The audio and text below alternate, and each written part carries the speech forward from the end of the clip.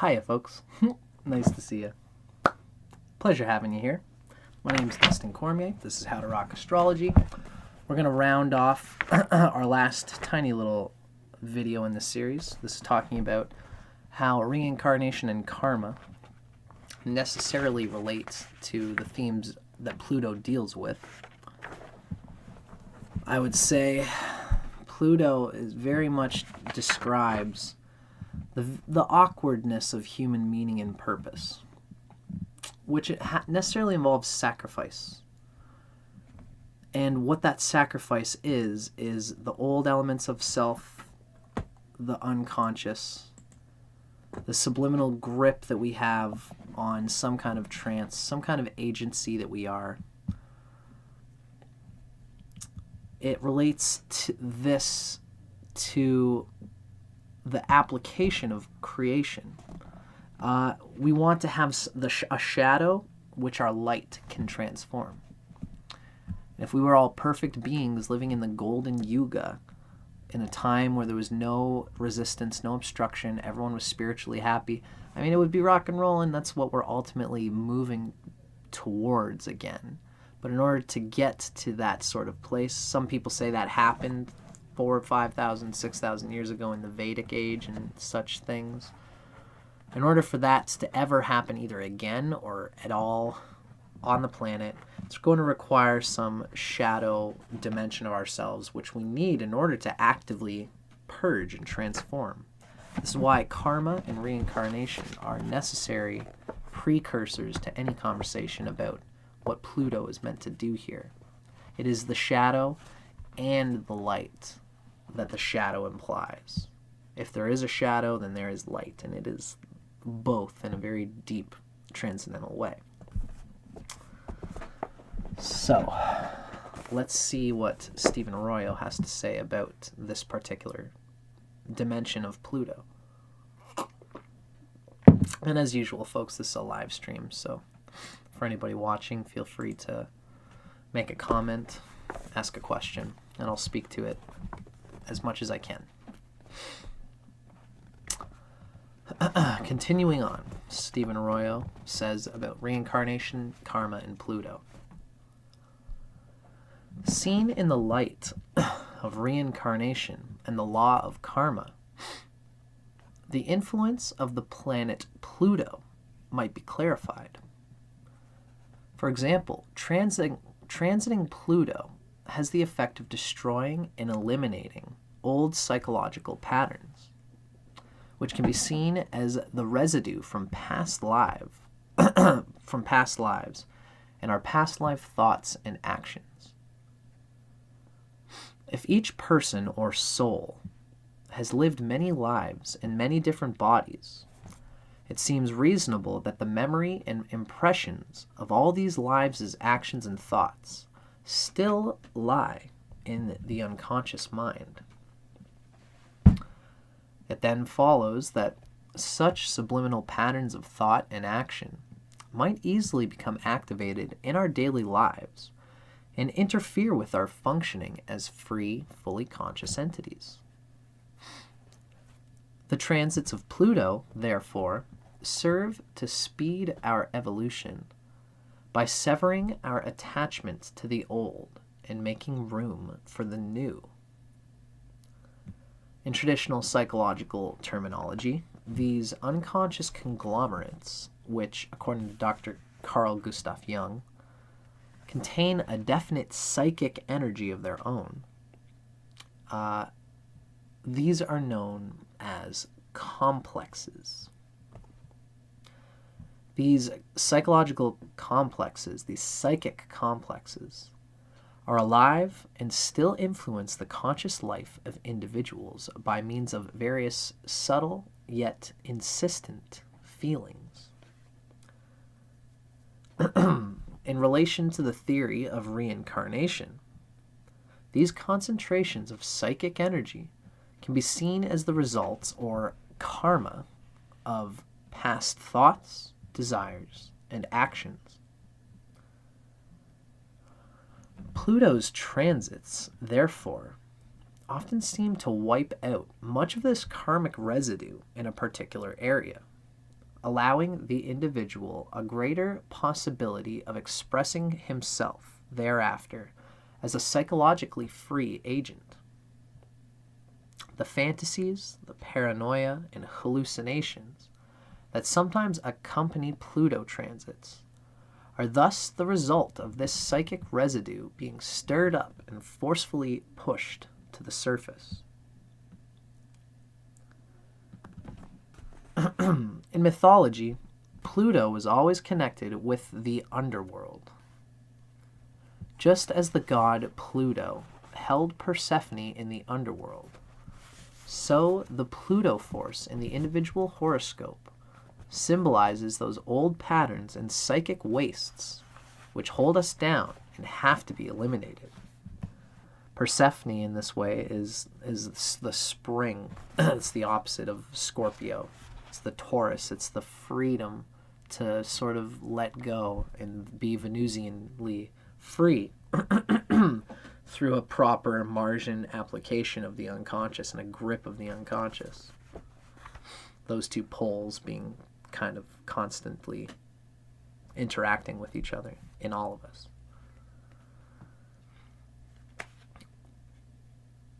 The Pluto force in the individual horoscope symbolizes those old patterns and psychic wastes which hold us down and have to be eliminated. In Greek mythology, Pluto was regarded esoterically as identical with Hades and Dionysos, our psychedelic hero. As the scholar Kerenyi states, Hades and Pluto were both considered to be cover names for Dionysos. That comes from a book called Eleusis, page 40. The fact that the subterranean wine god Dionysos and Pluto were regarded as identical gives us a clue to why people behave so compulsively under the influence of alcohol. For the liquor stimulates and stirs up the old, usually unconscious compulsions. Kerenyi writes that Persephone was seduced by her father, the subterranean Zeus, Hades, or Dionysos. This subterranean Zeus is identical with Pluto, and the fact that this deity is called Zeus reveals what overpowering power was attributed to him. Overwhelming power, rather. The subterranean Zeus being identical with Pluto. The fact that this deity is called Zeus reveals what overwhelming power was attributed to him. Zeus being the god of the light side of the deepest depths, and Zeus also being the god at the same monotheistic instance of the underdwelling shadow dimensions of the Atma, the deepest sense of self. Now, I seem to have missed an important note. I don't know where I was supposed to say this, but Arroyo gives us a note where he says, Pluto's connection with the underworld seems to be borne out by people's experiences during Pluto transits. For in some cases, either things or people disappear from sight as if they were taken from the Earth's surface into the underground. In other cases, one has old things or people one was once involved with reappear. Sometimes there's a disappearance and later reappearance during the long period of Pluto's repeated transits of a particular point, especially when it goes retrograde. And the connection with the underworld is also borne out in cases where a person experiences contact with the criminal element during this time. Patricia Hearst is a good example of both types of occurrences, since she disappeared into the underworld, as Pluto was nearly conjuncting her natal moon. Contacts with the criminal underworld are also common when someone is born with strong natal aspects involving Pluto and the Sun, and sometimes with other planetary planets also, personal planets also. So that was a little side note, just regarding the nature of Pluto and its disappearance fact, or its disappearance attribute. Continuing on, Stephen Arroyo writes, for the Greeks, Pluto was regarded as the antithesis of the sun god Apollo, hence as an irreconcilable enemy of all new life. This interpretation corresponds with astrological factors, for the sun in the individual chart shows what we're assimilating and in what area of life our innermost self is expressed, whereas Pluto shows what aspects of the personality must be eliminated before the self can grow, and in what area of life we express old compulsive ways of being. As mentioned above, Pluto was correlated with the divine power living within the earth, the subterranean Dionysos, he who holds the keys to great riches, as well as he who gives and then takes away life-giving forces within all natural forms. Hades is often known as, we get this word plutocracy from this subliminal subterranean power bureaucracy. That's what a plutocracy is. It's like rule by power. And it's connected to riches underneath the subterranean earth of the self, which can be purged of its shell in order to be retrieved. This polarity between life and death, light and darkness, the new and the old, reveals how closely Pluto is connected with the most profound life processes, active at the deepest levels of experience. In this light, Pluto may be seen as identical to the overwhelming, impersonal power of the Earth, what Jung calls Chthonic power. And the ruthlessness and cruelty often associated with Pluto is starkly evident in nature, where survival of the fittest is the rule, and where the strong and sly prey upon the weak and the slow. There is, of course, a natural law guiding this process, but it does not lessen the terror and horror that we often feel at the impersonal cruelty of nature in the material plane. I just realized that could be a bit brighter. Yeah, cool. Sorry about that. Perhaps this connection of Pluto to the deeper power of the Earth was what Edgar Cayce was referring to when he said that Pluto is closest to the activities of the planet Earth. It's very psychedelic. Earth being the dense matter. Hey, G. I just realized my friend G is watching. Nice to see you, pal. Pluto relates to the deepest, densest core of human experience, and it's interesting, Earth being the most physical, dense matter. It's interesting that Pluto is closest to the activities of the planet Earth, according to the American medium, the psychic medium, Edgar Cayce. If one wants to get a better feel for what this chthonic earth power is, I would suggest that one follow the hint found in a particular Greek myth, in which any place where a large fig tree grows was regarded as a point on the Earth's surface where one could have easy access to the Plutonian power below. One could sit underneath such a tree and tune in on this energy in order to become familiar with its raw power. For millennia, the fig tree has been regarded in many cultures as the symbol par excellence of the Earth's fertility, and its ability to bring forth life even in a desert. In fact, one of the many unusual astrological coincidences of my life was the fact that I used to go up to a high hill in northern California in order to sit and meditate under the towering branches of a huge ancient fig tree.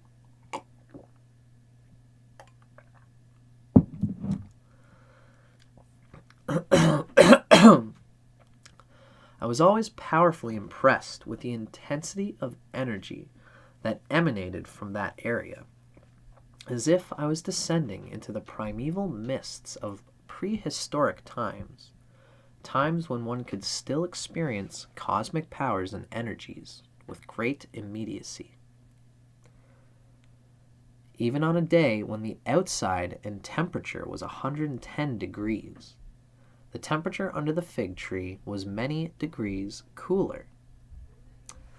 The trunk of that tree was over 4 feet in diameter, and the diameter of the entire tree, measured from the outer branches, must have been at least 50 feet. The odd thing is that I have never heard of the Greek legends about the fig tree's correlation with Pluto at that time. When I did come across these myths a short time later, it seemed to me that not only was the ancient legend based upon a real energy that could be experienced, but also that it was especially appropriate since my progressed moon at the time was in the natal 8th house and aspecting my natal Pluto. It's cool. He talks a lot about the progressed moon in this book, which is it's a very cool process that he talks about. Something I still keep an eye on, even since really I've been diving into Vedic astrology. The progressed moon and the progressed sun are things that Vedic astrology doesn't talk about, and they should.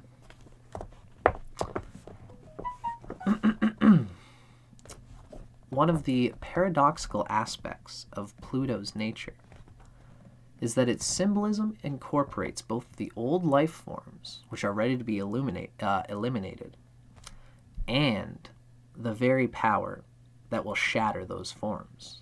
It's like a both and. It's a transcendental holding and destruction at the same time. It's like Vishnu, the sustainer of the universe, trying to shake hands with Shiva, the destroyer of the universe. And how can they do that? It's the psychedelic yoga within the points. So, one of the paradoxical aspects of Pluto, again, I'm going to say this again for emphasis. Its symbolism incorporates both the old life forms, which are ready to be eliminated, and the very power that will shatter those forms and affect this type of psychological, emotional surgery. This seeming paradox may be understood when we see that the Pluto energy is contained within the old forms and that it simply needs to be activated, for example, by a powerful transit, for the energy to release and thus bring things to the surface rapidly and compellingly. An analogy would be the sprouting of a seed, for the rigid, concentrated form of the seed is indeed destroyed when the latent seed power begins to stir. As the seed receives the moisture and warmth it needs for the potential energy to unfold, the seed's form is split asunder and indeed is used for food in order to nourish and sustain the new growth. We might take a lesson from this analogy in that while the old life patterns and forms are destroyed and they're eliminated from one's present mode of living during a Plutonian period, the energy released from this transformation, even if it's in the form of pain and deep agony, this is the very energy which will nourish us and enable us to push onward towards new growth. So we should look at the negativity, the crippling harshness and debauchery and in the pain and deep agony that can come from a Pluto transit. This is the very energy, like that seed, which the shell, which the inner seed uses for nutriment, for sustenance, for something to drive that regenerative principle. It's the very energy which will nourish us and enable us to push onward towards new growth. Sorry about my phone. I thought I turned off the ringer. I'm going to check that out right now anyway. So I hope you guys enjoyed that. That was a great little video relating Pluto to reincarnation and karma, and the fact of the necessity of having a platform through which Pluto may enact its destruction, but still hold something of the life, something of the self, trying to find what it is that is timeless and eternal about the self, even when we are experiencing layers and layers of dissolving, acidy, agony, of letting go. I've got to let go of things. I've got to let go of this. What good has any of those experiences meant? It's easy to let it all go, to throw the baby out with the bathwater. But we clean the baby, we wash it of its pure impurities, and we keep the best parts of what the Pluto experience teaches us. We keep the best parts of ourselves. And you'll find that whenever you go through a Pluto experience, you'll find that there are parts of you that are shining, that you never let go of, that you now can set free due to the fact that you've you've eliminated the impurities that were blocking these more essential parts of yourself. This is what Pluto's gift is through its seemingly debilitating curse, through its challenge. It's the Minerva side of Pluto, if we can see it that way. So that was a whole spiel. Thanks for watching this. I'm going to end this video for now. For those of you watching live, thanks for watching with me. Stay tuned, because in like let's keep the ball rolling. I'm feeling good right now. I'm going to see who the heck is trying to bug me on my phone, and then we'll go live and we'll go into Pluto's natal house position. And it also will probably include consciousness of, I don't even know why I put natal there, but it will also include the consciousness of Pluto transiting this or that house or planet in your chart. So stay tuned, folks. Thanks for watching.